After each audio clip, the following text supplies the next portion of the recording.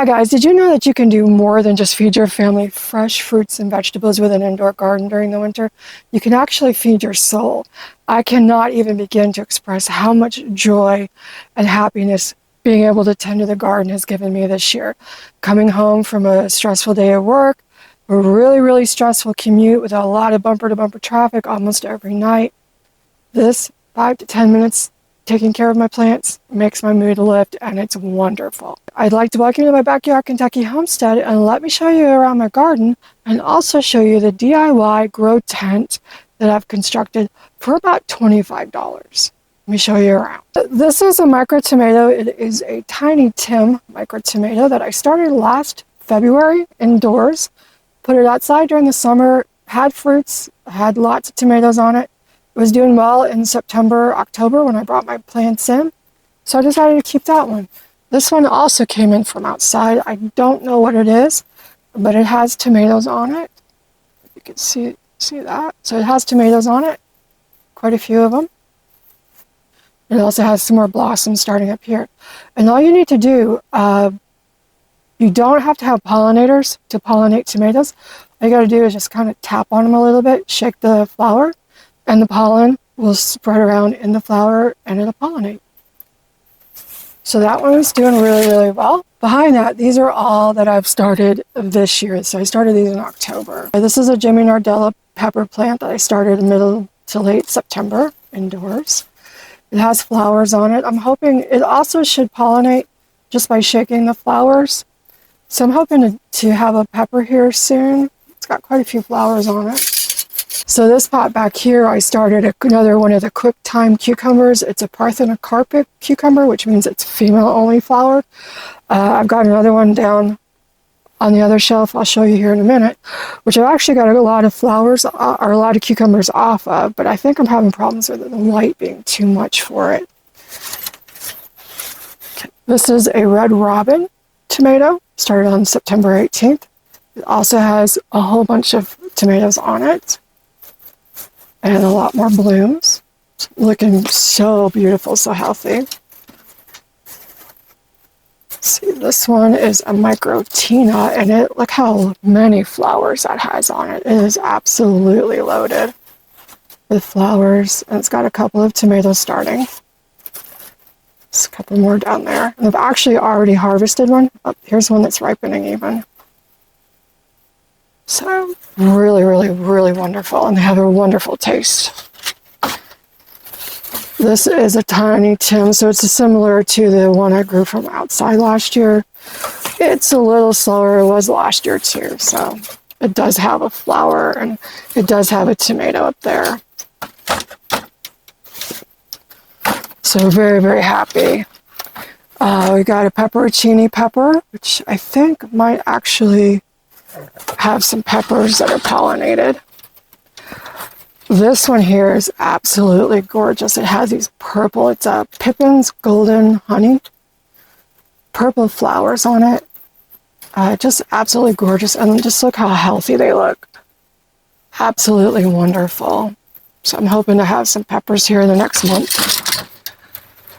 And then this one is a pepper, this is a Lemon Dream sweet pepper, which I think, I don't know if you can see that, I think I might actually have pollination in there. It's kind of looking like a pepper. So I'm hoping I got some peppers on this one. So I'm watering once or twice a week, depending on how much they need it. I do have, as you see here, I have 2 fans that I rotate back and forth to make sure I don't have a lot of algae buildup, a lot of too much humidity in the room. This is the tiny Tim from last year. I don't have any germination. Oh, actually we do. So here I started some flowers, which I haven't posted that video yet, but I've got some echinacea, dwarf echinacea, some lavender, which that has germinated, and then also some tritoma, red hot poker, which doesn't look like that's germinated yet. So some of these are really long, or they take either a long time to germinate or a long time to grow up. And you'll see some more of those here in a minute. This is some dill. that I started back in September. We also have some rosemary. I need to go ahead and probably plant these up, separate them. Have ginger back here and also some parsley growing. Got some sage growing. I've harvested off these several times, so they're doing very well. My indoor oregano. Down here. So I've got indoor oregano. Smells so wonderful. I just planted up some lettuce a couple of days ago. This is red sales leaf lettuce. So it's got another round of that going. And it's just starting to germinate. These are the green bunching onions and the leeks that I started back in September. And I'm just trimming those off, using them. You can use the greens, just like these are green onions, but you can use the greens from all of them in your cooking. And just getting them ready to put outside come spring, or use them if they get big enough. Not really sure. I was hoping that the leeks would get large enough to use inside, but I don't think they will. But they will be beautiful to put outside. Okay. So down here, I won't bring both trays out, but I have my onions that I planted on, I think, the 27th. And we've got Patterson, Scout, Candy, Bridger, Walla Walla, and Flat of Italy, which is a red onion. And I've got germination throughout all of them. I do have a few cells without germination. One of the trays, the corner, got dry. So if they do not have full germination here within another few days, I'll go ahead and add some more seeds. We have those. These are my grow lights. I'm going to be redoing my grow light video. So if you're interested in how I set that up, I'll have that here probably next week. But it didn't cost too much to do this, but it is very, very effective. These are 6,000 Kelvin, 5,000 lumen lights. So they are really, really, really, really bright. So over on this shelf, I have the Lisianthus that I planted up. I think, same day I did the onions. So I think at the 27th. There is no germination. These are usually at least a 2-week germination, and then they are so slowing. So they are so slow with growing. We have the Echo Champagne, Echo Blue, Arena 3 Apricot, and Voyager 2 Lavender. I had not intended to plant Lisianthus again because I had such horrible germination last year. But it was so beautiful once I got it outside that I decided to go ahead and do it again. Okay. In this one, I had what I thought would be very, very slow germination, or at least slow growing perennials, mostly, or some annuals. Some of them have gotten way ahead of what I expected, so I will have to plant these up sooner than I envisioned. But we have a Vision Light Pink Geranium, which is actually a hardy geranium, so it is a perennial. Maverick Coral Geranium, which I did intend to pot up and grow inside until it's warm enough to put outside. I got the Blues Pansy, Ruffle Pansy Mix, Green Globe Artichoke. I've got 1, 2, 3, 4 germination on that, 4 germinating on that already. Oh wow, just noticed we got some celery coming up. I'm going to try to plant less celery than last year because I had way too much. King size apricot aster. When I try to do aster, China aster, which there may be a difference in the germination on those. It took weeks and weeks and weeks. This sprouted in just a couple of days. So we'll see how that goes. I have more seeds, so I may start it again later, closer to the time to plant it out. So 4 to 6 weeks before the last frost. So maybe the late March or early April. We got blue grommet grass, New York aster mix, which also has a sprout, Columbine Harlequin mix, Columbine pink petticoat, and then Yarrow summer berries, which does have a couple of little germinations. So very exciting on that. The shelf below that, I've got my brassicas that I've started. I've got 3 kinds of cabbage, 2 green, 1 red, some snowball cauliflower, some purple sprouting broccoli romanesco, and then a green broccoli, and broccoli rabe. So those are only a couple of days old, so they have not germinated yet. The last thing on the grow shelves is my quick time cucumber, which I think was getting way too much light. I've moved it down here so it's not in the direct light. And again, I've planted another one up. I'm going to put that in the windowsill. It is making cucumbers, which are absolutely delicious, but I don't think it's happy with as much light as it's been getting. It's getting a little crispy. So we're just going to work with that, figure it out. Now let me show you the other plants that I'm growing that are not on the shelf. So hang on for one sec. And we're going to start putting the grow room tent back together. All right. So the first thing that we're going to put back is our red Norlands potatoes, which this thing is on rollers and it is absolutely amazing and wonderful. Come back here.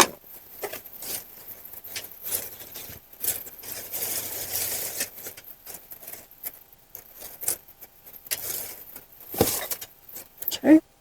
And look how green this is. It is absolutely gorgeous. There are some buds, some flowers starting, so we do have potatoes growing down there. So exciting. I planted 5 red Norland potatoes, and it is just doing absolutely wonderful. I'm so happy with that.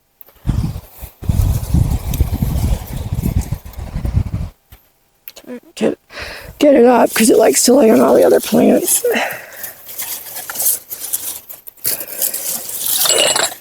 There we go. So next we have, if I can pull it over, we have our lemon tree, which I did get 4 lemons off of it.